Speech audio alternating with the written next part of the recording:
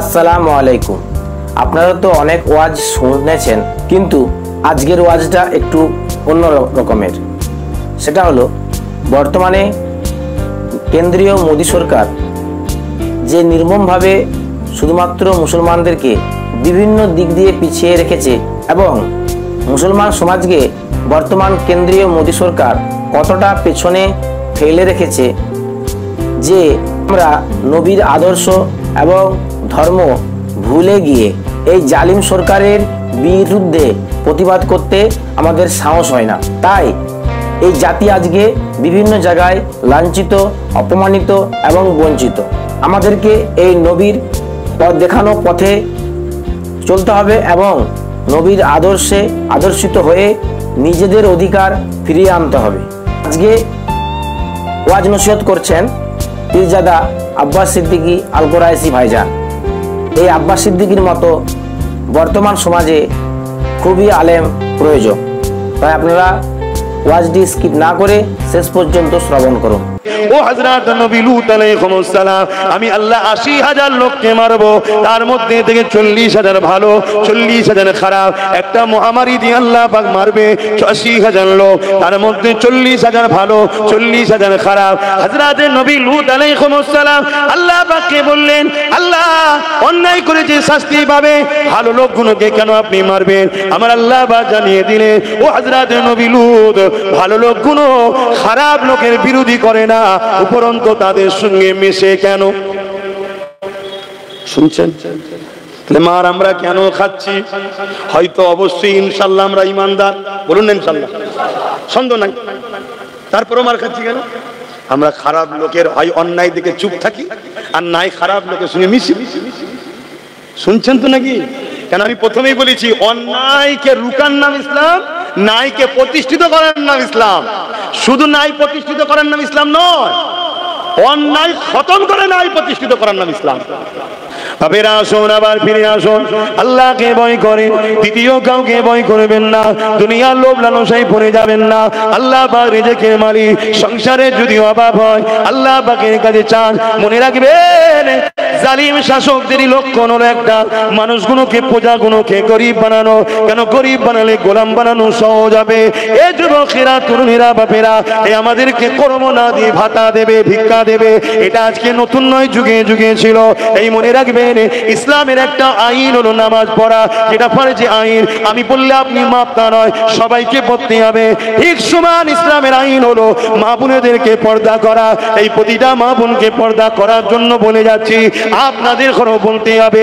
বিশেষ করে বাপ জানেদের বলে যায়, আপনি নামাজ পড়ে, রোজা রেখেছেন, আপনি হজ করেছেন, যাকাত দিয়েছেন, কিয়ামতের দিন আল্লাহ আপনাকে উঠাবে।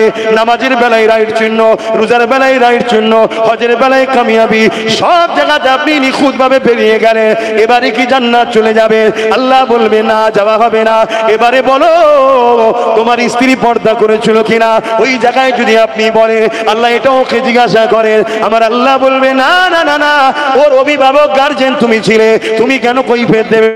স্ত্রী পর্দা করেছিল কি বলো? যদি স্ত্রী পর্দা করে থাকে, স্ত্রী শরিয়াত নিয়ে চলে থাকে, এই জায়গাতেও ধরুন পাস করে গেলে, আল্লাহ এবারে যায়, আল্লাহ বলবে না না না, বলো তোমার কন্যা সন্তান পর্দা করেছিল কিনা, সে দিন অনুযায়ী ছিল কিনা, তার বিষয়ে তুমি জানাও। এ যুবকেরা, আমাদের সমাজে একটা কথা আছে, পুরুষদের থেকে নারীরা নাকি বাপকে বেশি ভালোবাসে। এই কথাটা অস্বীকার করা যাবে না, অতি সত্য কথা। কন্যা সন্তানরা বাপকে বেশি ভালোবাসে, কিন্তু মনে রাখবেন, আজকে দিনেতে বাপেরা যদি জাহান্নামে যায়, ১০০-র মধ্যে ৯৯টা বাপ কন্যার জন্য জাহান্নামে যাবে। শুনছেন তো নাকি? আমার আজ কি ইসলাম বিরোধী হচ্ছে? কেন কন্যার জন্য যাবে? প্রত্যেকটা মেয়ের হাতে এখন মোবাইল, আর ওই মোবাইলে সেলফি তুলছে আর ডাউনলোড করছে। লাখো কোটি লোক দেখছে, চোখে জেনা হচ্ছে। যে দেখছে তারও জেনা, আর যে বেটিটা করছে তারও ওই পাপ হচ্ছে। এর জন্য বাপকে কিয়ামত দিন ধরা হবে। শুনছেন আব্বাজান? ও হুজুর, তুমি যা ওয়াজ করছে, সমাধান কি করে হবে? কে বলেছে হবে না? যদি আপনি ছোটবেলা থেকে তারবিয়াত দিতেন, তোর মডেল হলো খাতুনে জান্নাত, এলে জীবনী লে পড়, তাহলে আপনার বেটিটা খাতুনে জান্নাতের সাথেই জান্নাতে থাকতো। আপনি ছোটবেলা থেকে তারবিয়াত দিয়েছেন কি? হ্যাঁ বলে কি শিখিয়েছেন? এখন বড় হয়ে মানুষ করতে গেলে আর হয়? ইট যখন পেকে যায় তাকে তো আর ভাই ব্যান্ড করা যায় না, কাটতে হয়। এখন যখনই আপনি কিছু বলছেন ফোঁস তুলছেন, ফোঁস তুলছমনি। কিন্তু আমার কাছে স্পষ্ট হিসাব, আমার ওয়াজ শুনলে আমার মা বোনের রেগে যাবে না তো? কেন ওরা খুব ভালোবাসে আমার, তো ভালোবাসে বলেই তো বুঝাতে চাইছি যে জাহান্নামে যাসনি মা বোনের, একসাথে জান্নাতেই যাবো নাকি? এই জন্য তো বুঝাচ্ছি। ভালোবাসার নাম কি? জাহান্নামে ঠেলে দেওয়া? ভালোবাসার নাম তোকে জান্নাতে নিয়ে যাওয়া, তাই তো নাকি? তো তুমি আমার মা হও, তুমি আমার বোন হও, তোমাকে সৃষ্টি করেছে যে, তিনার বিধান তোমার উপরে চলবে না অন্য কারো? বলো তোমার উপরে জোরটা কার? একজনেরই, যে বানিয়েছে তোমায়। আমার উপরে কাজ জোর চলবে আপনাদের? কেন চলবে না? আপনারা আমাকে বানান না তো, আপনারা জোর চলবে কি করে? আমার উপরে জোর চলবে একমাত্র আমার স্রষ্টা, যিনি আমায় বানিয়েছে। তিনার হুকুম বাপ মাকে মানতে হবে, তাই বাপ মাকে মানতে হবে। এটাও তিনারই জোর, তিনারই হুকুম। কথা আমাদের ঢুকছে? ঠিক তেমনি একটা কন্যাকে বিবাহ দেওয়া পর্যন্ত বাপের দায়িত্ব, বিবাহের পরে দায়িত্ব সম্পূর্ণ স্বামীর। স্বামী যদি মনে করো তুমি তোমার স্ত্রীকে অমুকের মেয়ে তো জুলুম করে পাঠিয়ে দেবো, না না না না না, মনে রেখে দিও তোমাকেও মরতে হবে, কিয়ামতের দিন আল্লাহ তোমাকেও ধরবে। এখন থেকে ওই নারীটার সম্পূর্ণ দায়িত্ব তোমার, সেই দিন পর্যন্ত, যতদিন পর্যন্ত ওই নারীটা একটা পুত্র উপযুক্ত সন্তান গার্জেন হিসাবে, বডি গার্ড হিসাবে না দাঁড়াতে পারবে, ততদিন স্বামীর দায়িত্ব। যেই হয়ে গেল ওবার দায়িত্ব হয়ে গেল তার বড় সাই ছেলের। শুনছেন তো নাকি? তাহলে নারীকে কত সম্মান দিয়েছে। প্রথম সমস্ত কিছু থাকা খাওয়া সবকিছু দায়িত্ব বাপের, তারপরে স্বামীর, অর্থাৎ সে তার গার্ড, তার সবকিছু, তার থাকা খাওয়া, টেনশন, ওষুধ, জামা কাপড় সব কোথায় পাবি তুই, খেটে লিয়াই। শুনছেন তো নাকি? নারী নিশ্চিন্তা। কিন্তু সেই নারী হাত তুললে একদিন দোয়া কবুল হচ্ছিল। পুরুষদের দোয়া যদিও কবুল না হয়, কেন আমরা হাটে বাজারে এদিক সেদিক বসছি, বন্ধুকে খুশি করতে গিয়ে এক কাপ চা খেয়ে নিচ্ছি, এর বাড়ি খেয়ে ফেলছি, ওর বাড়ি খেয়ে ফেলছি। শুনছেন তো নাকি? আমার কথায় কি বেজার হচ্ছেন? সব কথা খুলে বলা যায়। হযরতে মুসা আলাইহিস সালাম একদিন তুর পাহাড়ে যাচ্ছে, এটা বলে দিই না হয় ইখতিলাফ হবে। তুর পাহাড়ে যাচ্ছে, তো তুর পাহাড়ে যখন যাচ্ছে দেখছে পাহাড়ের ধারে একটা লোক বসে প্রচুর কাঁদছে, প্রচুর কাঁদছে। মুসা নবী তার কাছে এসে সালাম দিয়ে বলছে, ভাই এত কাঁদছো কেন, কি হয়েছে? বলছে আমি অনেক দিন ধরে, অনেক বছর ধরে কাঁদছি, আল্লাহ আমার দোয়া কবুল করছে না। তা আপনি তো আল্লাহর বন্ধু, আপনি আল্লাহর কালিম, আল্লাহর সঙ্গে কথা বলেছেন, আপনি যখন যাচ্ছেন আল্লাহকে বলেন না আমার দোয়া যেন কবুল হয়ে যায়। মুসা নবী গিয়ে আল্লাহকে বলছে, আল্লাহ আমি তো আমার জন্য এসেছি চাইবো, আগে ওই যে নিচে যে কাঁদছে ওর দোয়াটাকে কবুল করে নেন না। আল্লাহ বলছে, মুসা ওর দোয়া কখনোই কবুল হবে না। আল্লাহ কেন? বলছে ও হারাম খায়। শুনছেন না? শোনেন না? আমরা এত দোয়া করছি, কাবায় দাঁড়িয়ে দোয়া, মসজিদে দাঁড়িয়ে দোয়া, জলসাই দোয়া, আল্লাহ প্যালেস্তাইনকে সাহায্য করো, কবুল হচ্ছে না কেন? শুনছেন না? শোনেন না? কেউ জেনে হারাম খাচ্ছে, কেউ না জেনে খেয়ে ফেলছে। একটা বিস্কুট কিনে খাচ্ছি, তার মধ্যে হারাম ঢুকিয়ে রেখে দিয়েছে, প্ল্যান চলছে তো। শুনছেন না? শোনেন না? এই রিসেন্ট একটা ছবিতে দেখেন না, একটা মিষ্টি দোকানদার বলছে আমি 17 বছর ধরে ছানাতে গরুর পিসাব দিচ্ছি যাতে করে মুসলমানরা খায় ওটা। শুনছেন না? শোনেন? তাহলে কি করবেন? এই জন্য তো নবী বলেছিল আখেরি জমানায় হাতের তালুতে ঈমান রাখার থেকেও, আগুন রাখার থেকে ঈমান বাঁচানো কষ্ট। নবী কেন বলেছে? তারপরে এখানে বলবো, যদি কেউ অজানায় অসতর্কে কোন জিনিস খেয়ে ফেলে আল্লাহর কাছে, এই জন্য দৈনিক আমার নবী তওবা করা শিখিয়েছে, তওবা করতে হয়। আল্লাহ কিন্তু তওবা করলে মাফ করে দেবেন। জোরে বলুন সুবহানাল্লাহ। তো যাই হোক, আমি যে কথা বলতে যাচ্ছিলাম, তাহলে আমরা দুনিয়াদারিতে চলতে গিয়ে হাজারো চেষ্টা করে, জাকাত হাজারো চেষ্টা করে দেওয়ার পরও দেখা যাবে হয়তো অইচ্ছাকৃত কারো মাল রয়ে গেছে। শুনছেন না? শোনেন না? বা অনেক চেষ্টা করে কারো বাড়িতে হয়তো খাচ্ছি, সে খাবারটা হয়তো গন্ডগোল হয়ে আছে। এর জন্য শরীয়তের একটা মসলা আছে, আলেম উলামা বা সফরে যারা থাকে সেই মসলা হলো কি, খাবার পরে দোয়া করে দেবেন, দোয়ার পারিশ্রমিক খাওয়াটা হয়ে গেল। কথা বুঝে আসছে? এটা উলামাদের জন্য, বা যারা সফরে যায়, সফরে যাচ্ছে কোনো জায়গায় কাজে, কারো বাড়িতে মেহমানদারি করতে হচ্ছে, এটা বিনিময় হয়ে যাবে। তো আমি যে কথা বলছিলাম সেটা হলো এটাই, কিন্তু আমার মা বোনগুলোর হাত কবুল হচ্ছিল কেন? মা বোনগুলো স্বামী যদি ভুল ইনকাম করেও খাওয়ায়, মা বোনেদেরকে আল্লাহ কিন্তু ধরবে না। কথা শুনছেন তো? কেন? ওদের অভিভাবক হলো স্বামী। বাপ যদি ভুল ইনকাম করে মেয়েকে খাওয়ায়, বা বাচ্চা যতদিন ছোট আছে পুরুষ, ওর জন্য ওই বাচ্চাকেও ধরবে না, ধরবে গার্জেনকে, কেন ও অভিভাবক। কিন্তু আজকে বড় প্ল্যান করে আমার মা বোনকে সামান্য 1000 টাকার ভিক্ষার নামে কিভাবে নামিয়ে দিল দেখলেন তো? হতে তো পারে এটা সুদের টাকা, এই হতে তো পারে মদ বিক্রির টাকা। এমনি তো পশ্চিমবাংলা মদ বিক্রি নম্বর 1 হয়ে গেছে।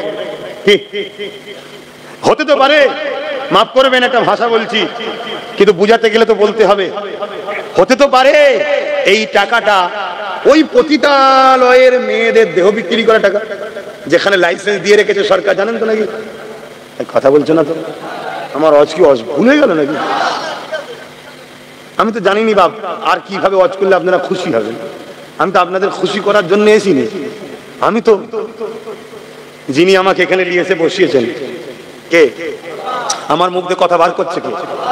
অনেক সুন্দর চেহারা আছে, কানও শুনতে পায় না, মুখও বলতে পারে না, আছে না নাই? মুখ থাকলেই যে কথা বলবে এমনটা ব্যাপার নয়, আর আজ বলছি কালকেও যে বলতে পারবে এমনটা ব্যাপার নেই, খুনিও বন্ধ করে দিতে পারে। তা যিনি আমার কথা চালাচ্ছেন, যিনি আমায় বলাচ্ছেন, তা আমাকে তো বলতে হবে তেনার জন্য, নাকি গো? এতে যদি আপনারা কেউ কষ্ট পান, আমার কিছু করার আছে?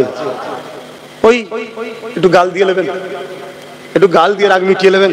সেদিন কলকাতায় একটা মিটিং হলো, দেখলেন না? ওয়াকাফের বিরুদ্ধে, হ্যাঁ দেখেছেন? একটা মিটিং হলো, সেই মিটিং এ একজন দাড়িওয়ালা, এরকম দাড়ি, মাথায় টুপি দিয়ে আমার বাপ তুলে গাল দিচ্ছে, মা তুলে, দেখেছেন তো নাকি? হায় হায়, এরা আবার বলছে এক হতে হবে। হ্যাঁ এক হতে হবে, আমিও বলছি, কিন্তু মুনাফিকের সাথে নয়, মোমেনের সাথে। আর মোমেন চিনার নমুনা কি? প্রথমে বলেছি, বলো জোরে বলো। হ্যাঁ, যার রসুলের দিকে আদব ও প্রেম আছে, সে যে কোনো সিলসিলা হতে পারে, দেওবন্দি হয়েছে, তাবলীগ হয়েছে, ফুরফুরাওয়ালা হয়েছে, বেরেলি, আরে কারো কোনো জায়গায় উস্তাদ আছে, পড়াশোনা করছে। যদি তোমার সঙ্গে আমার জুজিয়াত মসলার লড়াই থাকতে পারে, আমাদের সঙ্গে অনেক সিলসিলার জুজিয়াত মসলার লড়াই আছে। আজানটা মসজিদের বাইরে দেবে না ভেতরে দেবে, ফাতিহা খাবার সামনে নিয়ে করবে না বাড়িতে ওখানে থাকবে এখানে করবে, এরকম জুজিয়াত কিছু লড়াই আমাদের মধ্যে আছে। এই লড়াইটা বড় লড়াই নয়, কিন্তু আকীদার লড়াই হলো হুজুরকে নিয়ে। যাদের হুজুরের বেলায় আকীদা নেই, তাদের সঙ্গে মিশা হারাম, চলবে না, তারা মুসলমানই নয়। শুনছেন তো নাকি? জুজিয়াত মাসলা লড়াই হয়েছে, ও তুমি তোমার শায়েখকে মানগে যাও, তুমি তোমার আমিরকে মানগে যাও, তুমি তোমার পীরকে মানগে যাও, আমি জমানার মুজাদ্দেদকে মানি। কিন্তু মসজিদ এখন আমাদের সবার, মাদ্রাসা সবার। আসো আমরা সংগঠিত হই, একতা হওয়ার দরকার আছে না নয়? কিন্তু কাদের সাথে? যাদের আকীদা নবী মরে গেছে তার সাথে একতা হবে। যাদের আকীদা কিয়ামতের দিন নবীও ভাল ভাল করে চেয়ে থাকবে, তাদের সঙ্গে একতা হবে। তাহলে আল্লাহ সাহায্য পাবেন? আল্লাহ তো মেরে ফেলবে আরো। হ্যাঁ একতা হব। হ্যাঁ জুজিয়াত মাসলা আমি দাঁড়িয়ে সালাম দিই, কেউ বসে দেয়, দাঁড়ানোটা কি ফরজ, ওয়াজিব, সুন্নাতে মুআক্কাদা না? এটা প্রেমের ব্যাপার, আমার ভালো লাগে দিই, ওর ভালো লাগে না বসে দেয়। এ নিয়ে তো আমাদের ঝগড়া করা উচিত নয়। আমাদের ঝগড়া আকীদা যার সঙ্গে সমস্যা, আর আকীদা মুহাম্মদ রাসূলের সঙ্গে প্রেম ও আদবের সাথে গাঁট বাঁধার নাম ঈমান। জোরে বলুন সুবহানাল্লাহ। তো অস্ত করেই যাচ্ছি, নামাজ হবে তো, সংক্ষেপ করি নাকি? অনেক সময় হয়ে গেছে, আসেন আর কথা বেরিয়ে লাভ নেই, একটু সালাম দিয়ে লি। ইয়া নবী সালাম। এই ছেলেটা কি করছে? তুই কি করছিস? এক হাতে মোবাইলের আর হাত কোথায় তো? কি সমস্যা? আল্লাহ, বদমাইশি করছো? আমার কথায় কেউ কষ্ট পাচ্ছেন না তো বাপ? আমি কি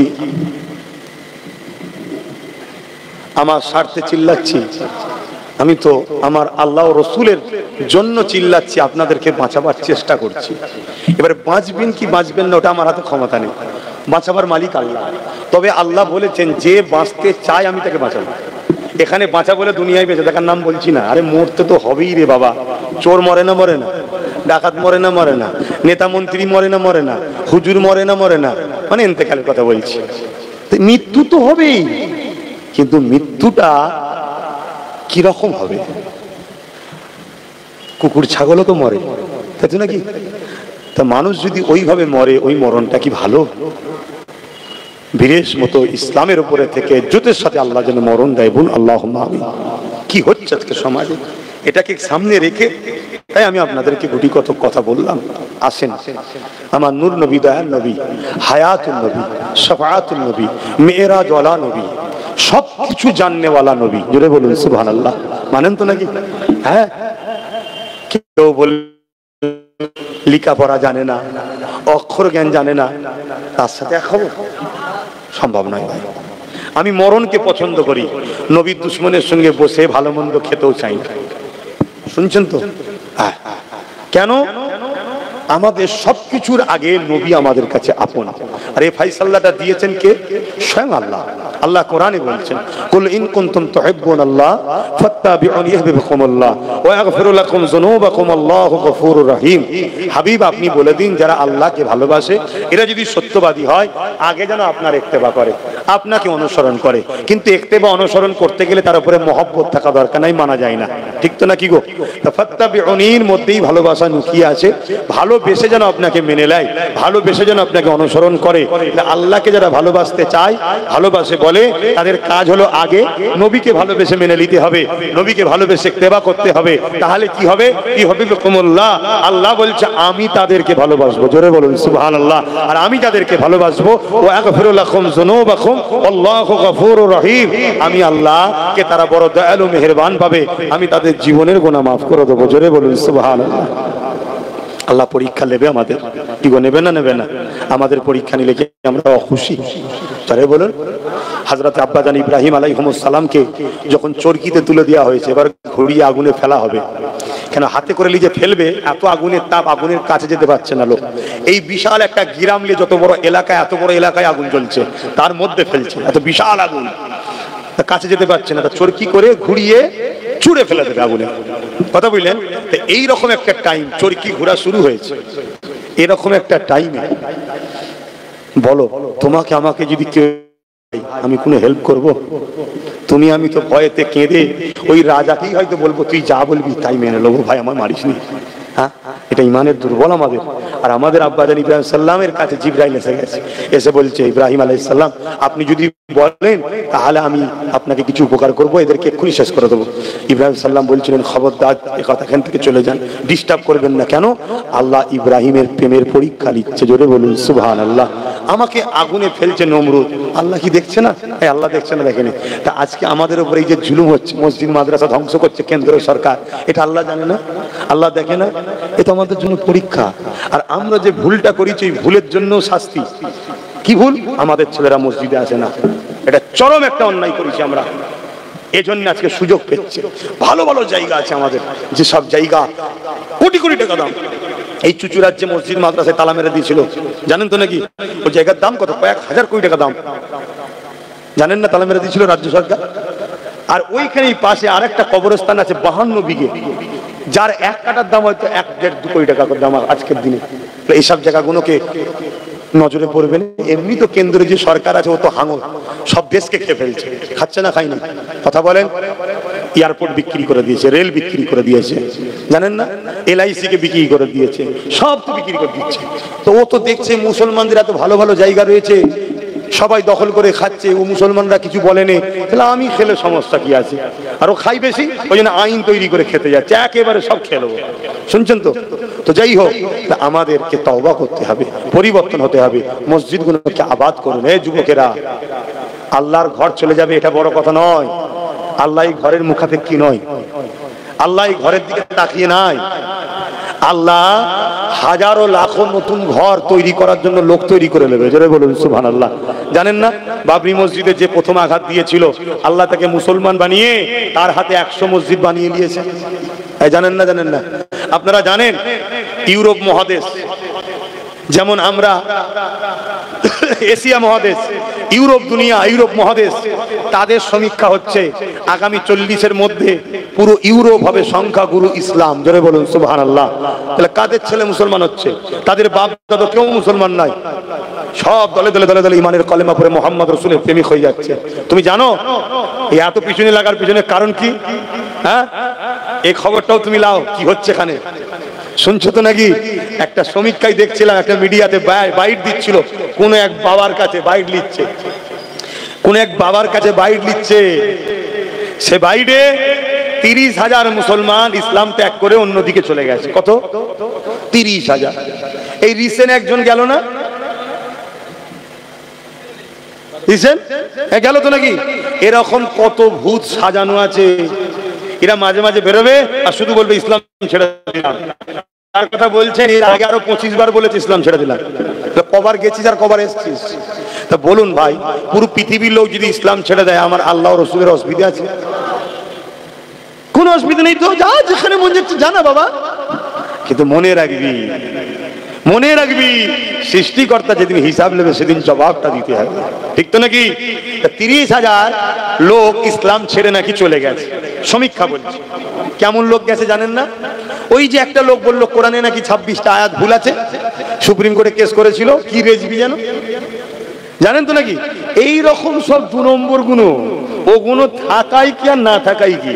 যেমন আমার বাংলায় কয়েকটা জালিম গুন্ডা মুসলমান আছে না, কথা বলছে না তো, দুনিয়ার বেঈমান নেতার জন্য মুসলমানদের কেস দেয়, মুসলমানদের খুন করে, মুসলমানদের ঘর ভাঙে, মুসলমানদের উপর জুলুম করে, এই জানেন তো নাকি? অথচ মসজিদ মাদ্রাসার বেলায় তাদেরকে খুঁজে পাওয়া যায় না, আর তার বেঈমান নেতার বেলায় সে তখন সামনে আসে। এরকম কিছু 2 নম্বর মুসলমান, তারা অলরেডি ইমানদার নয়, তারা চুপ করে মুসলমান সেজে আছে, মুসলমানের ভাগীদারিটা নেবে বলে নেতাকে শুধু দেবে। শুনছেন তো নাকি? যদি 2 নম্বর মুসলমান না থাকে তাহলে অরিজিনাল মুসলমান কামিয়াবি হবে। নওশাদের মধ্যে যদি আরো 40-50টা কামিয়াবি হয় বাংলায় মুসলমান অরিজিনাল, তাহলে এই মুসলমানদের সমস্যা দূর হবে না? হবে না? 2 নম্বর রাখা দরকার। ওই 2 নম্বর গুলোকে শুধু দেখাবে, এই তো মুসলমান, এই তো দিয়েছি, এই তো দিয়েছি, অথচ হারামখোর মুসলমানই নয়, ও সেজে আছে। ও আমাদেরকে শুধু ড্যামেজ কন্ট্রোল করে, আমাদের যে হিস্সা 10% হোক, 20% হোক, 30% হোক, ওই হিস্সাটাকে নিয়ে ওর ওই বেঈমান নেতার কাছে দেয়। শুনছেন তো নাকি? এটা হলো একটা পলিসি, আমি বুঝাতে পারছি তো নাকি? এটা পলিসি, মানে নোটটাও নেবে, খুচরোটাও নেবে, নিয়ে সবচেয়ে দেবে। এজন্য এরা দেখবেন সুযোগের অপেক্ষায় আছে। ঠিক যখন কোনো এমন দিন আসবে, এরা দেখবেন ঝুপঝাপ করে সব লাভ মারছে, বলবে ইসলাম ছেড়ে দিলাম, ইসলাম ছেড়ে দিলাম, ইসলাম ছেড়ে দিলাম। সেদিন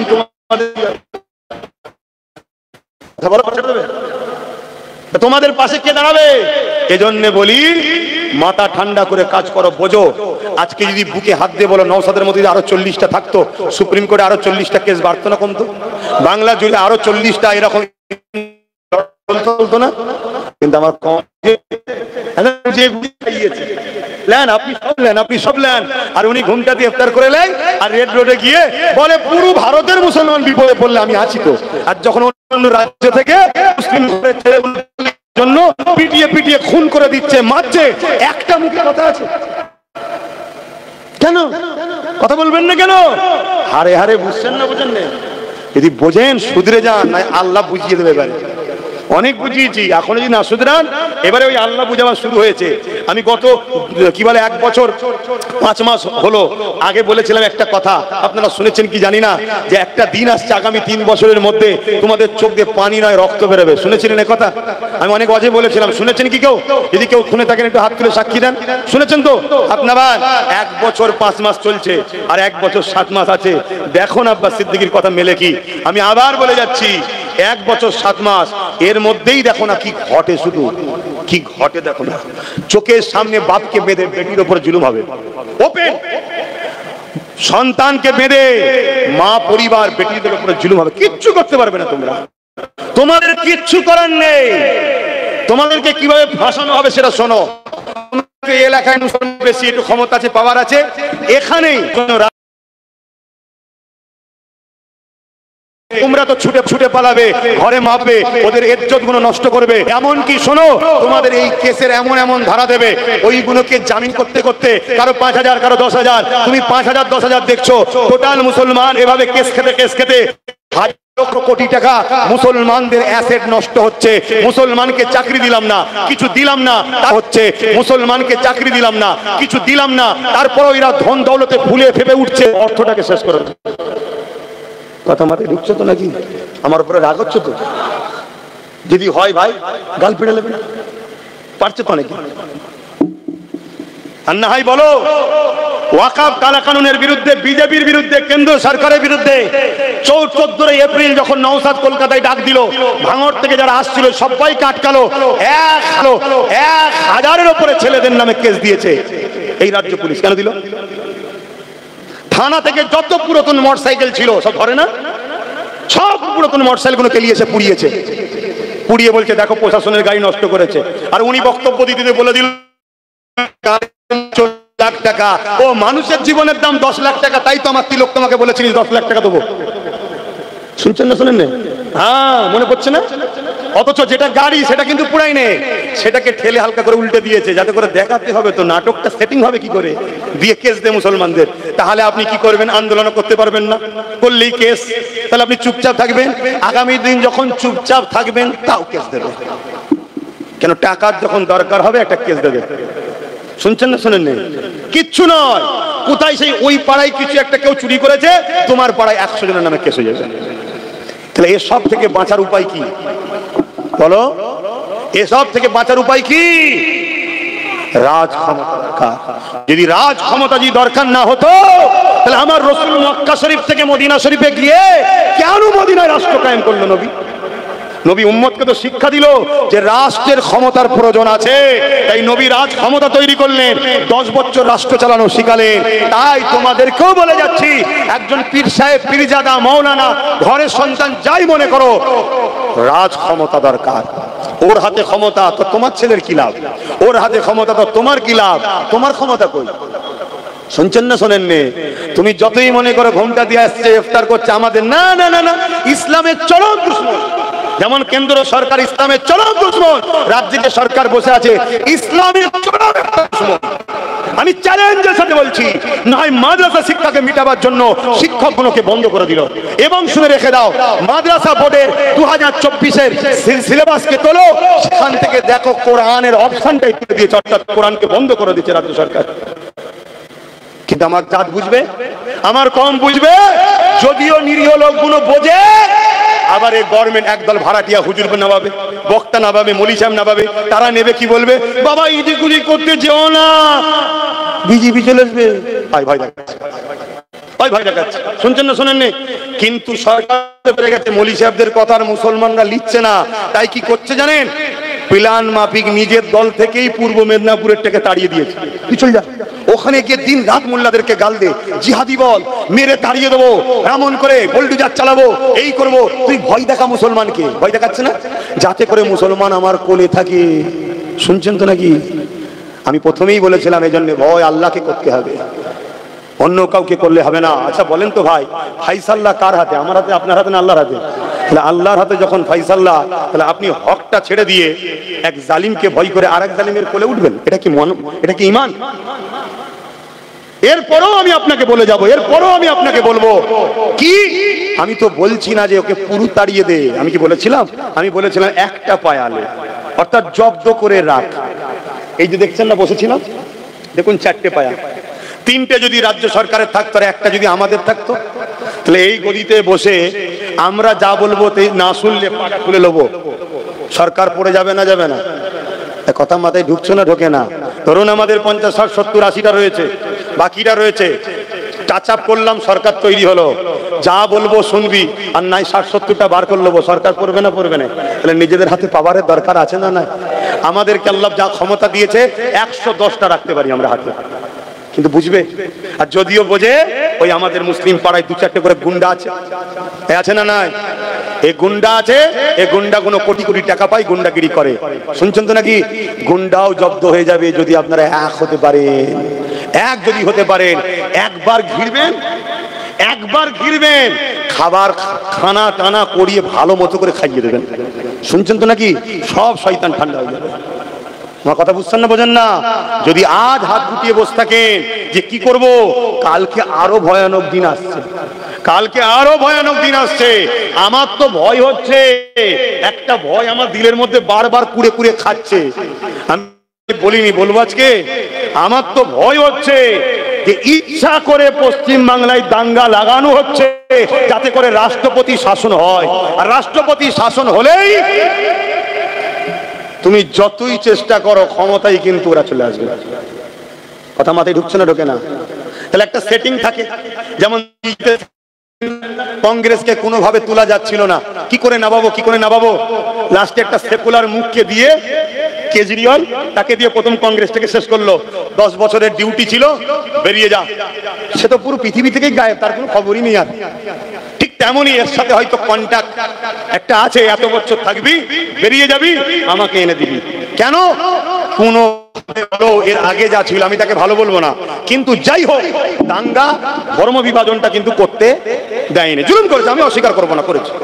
ও তোমাদের মতো আমি লোক নয়, অন্যায় অন্যায় বলতে হবে, কিন্তু এটা তো করতে দেয়নি। অতএব তাকে সরাতে গেলে পলিসি হিসাবে একটা ঘোমটাওয়ালা লিয়াই একে নিয়ে এসে বসিয়ে দিয়েছে। এবারে কন্ট্যাক্ট হয়ে গেছে, যে কোনো ভাবে একটা অশান্তি লাগিয়ে রাষ্ট্রপতি শাসন করে দে, দিয়ে আমরা চলে আসি। তাহলে তখন কি হবে তোমার আমার? সিদ্দিকী যে 21 বলেছিল, এখন বলুন আমি কি অন্যায় করেছিলাম? একটু আওয়াজ দিয়ে বলবেন, অন্যায় করেছিলাম কি? আমি আমার ভাইটাকে 42 দিন জেল খাটালাম আমার জন্যই তো। আমি আমার ভাইটার মাথায় হাজার হাজার কেস চেপে আছে। আমার ভাইটাকে মারলো গাড়িতে, জানেন না, তার হাত ভাঙলো, কাঁচ ভাঙলো, হাত রক্তাক্ত হয়ে গেল। কত রকম মিথ্যা মিথ্যা ইলজাম, জুলুম, অত্যাচার, আজও তাকে গাল খেতে হচ্ছে। সব আব্বাস সিদ্দিকীর জন্য হলো। তাকে আমি বুঝালাম যে দেখ, আমি তো জলসায় নেমে গেছি, পীর মুরিদি করছি, জলসা করছি, এখন আমি যদি কোনো জায়গায় নেতা হয়ে দাঁড়াতে যাই, এটা মানাই না। কেন? রাজনীতি মানুষের জন্য হয়, ঠিক না বেটি? এখানে হিন্দু গরিব হোক, যেই হোক, সবাইকে দেখতে হবে। আমি পাচ্ছি না, তুই যা, আমি তোকে সাপোর্ট করব। আমি তো মনে করি আল্লাহর রহমত জোর রাজি হয়ে গেছিল। এও তো বলতে পারতো না না আমি ওখানে নেই। একটা এমএলএর টাকা কত? আল্লাহ এমনও দিন দেয়, একদিনে 1 লাখ টাকা দেয়। আপনাদের আবার হিংসা হয়ে গেল না তো? কেউ তো বলেও তো ফ্যাসাদ বলবে, দেখছিস কত টাকা? আরে আল্লাহ দিচ্ছে তো, আপনার ব্যথা হচ্ছে কেন? এবার আমি নিয়ে নিজে সব খাচ্ছি। কেউ তো বলেও তো ফ্যাসাদ বলবে, দেখছিস কত টাকা? আরে আল্লাহ দিচ্ছে তো, আপনার ব্যথা হচ্ছে কেন? এবার আমি নিয়ে নিজে সব খাচ্ছি না কি করছি সেটা আল্লাহ জানে, যে দিচ্ছে সে জানে।